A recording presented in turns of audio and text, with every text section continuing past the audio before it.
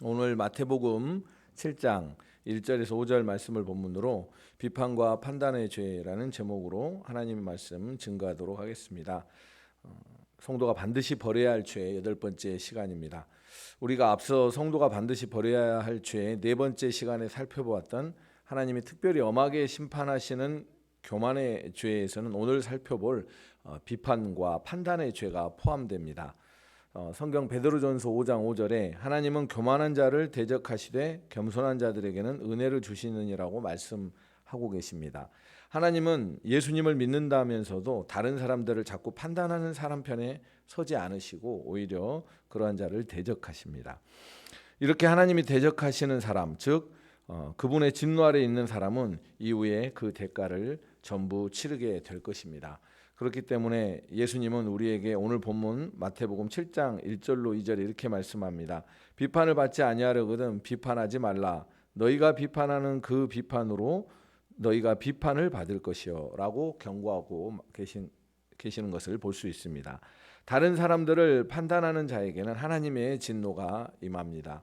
판단은 우리의 교만이 밖으로 드러나는 현상들 중에 대표적인 모습인데 그 배후에는 마귀가 있습니다.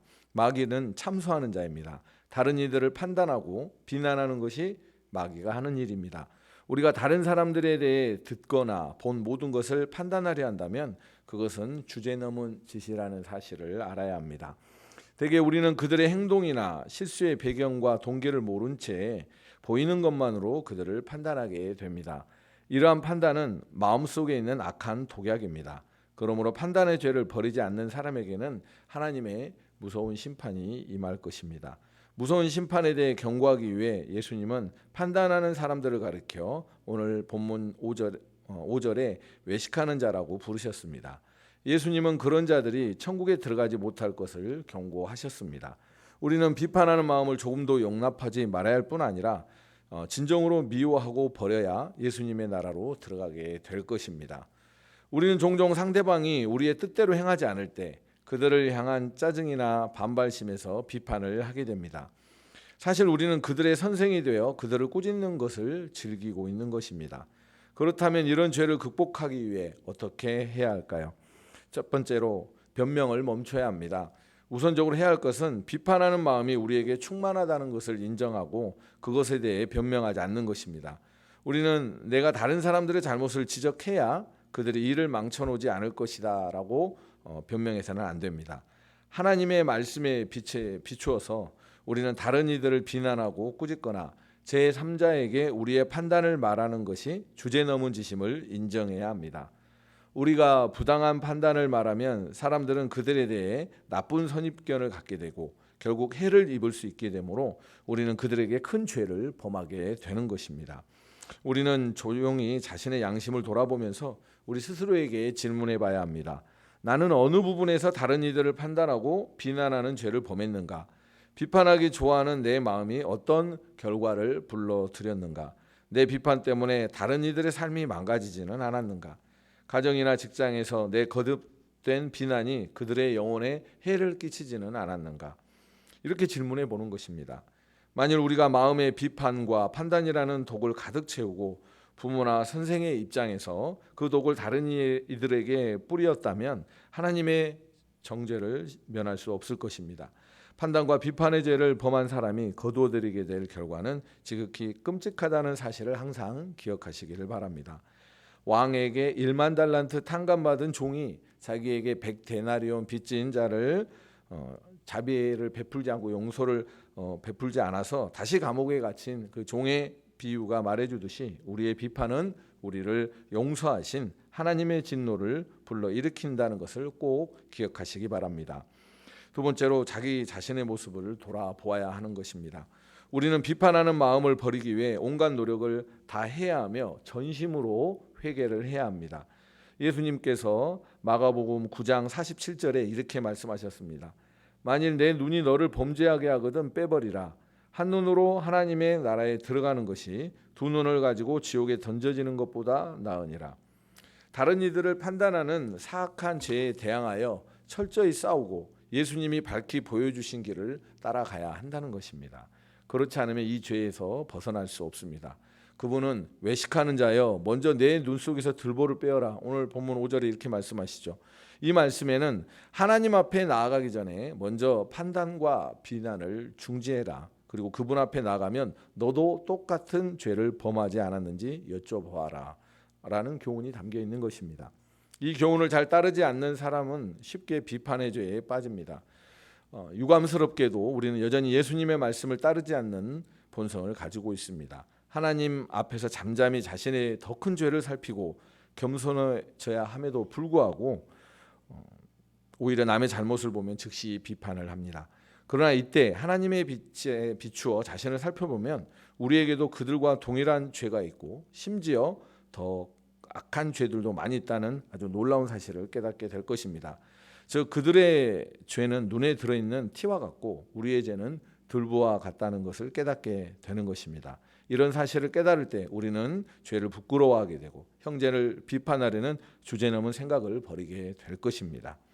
이런 관점에서 사도 바울의 지적은 우리에게 아주 깊은 교훈을 줍니다. 로마서 2장 1절에 그러므로 남을 판단하는 사람아 누구를 막론하고 내가 핑계하지 못할 것은 남을 판단하는 것으로 내가 너를 정죄함이니 판단하는 내가 같은 일을 행함이니라.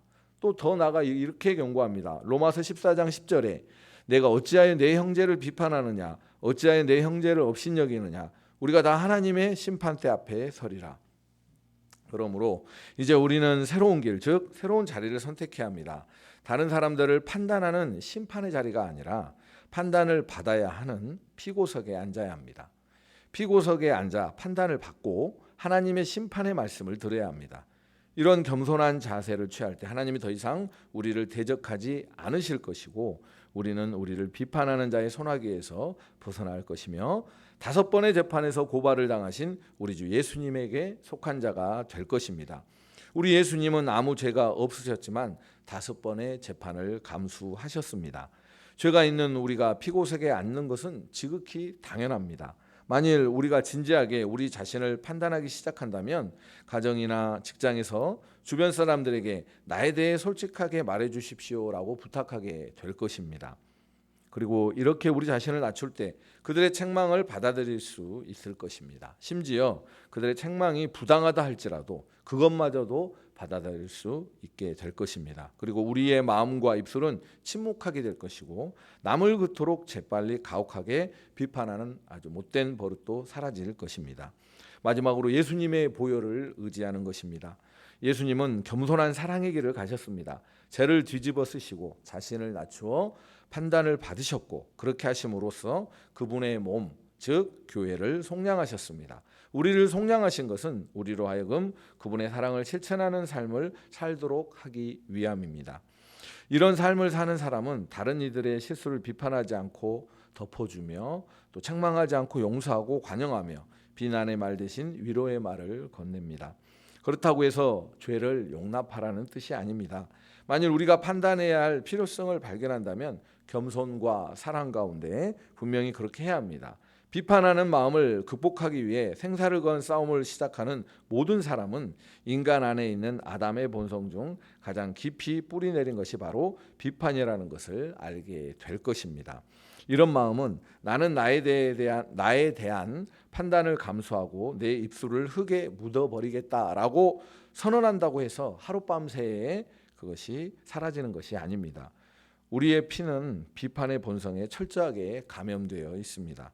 그러나 우리 안에 있는 옛 아담보다 더 강한 분이 계시는데 그분은 바로 예수 그리스도이십니다. 오직 한 분, 그분의 보혈에는 우리가 조상에게 물려받은 그 죄의 피보다 더 큰 능력이 있습니다.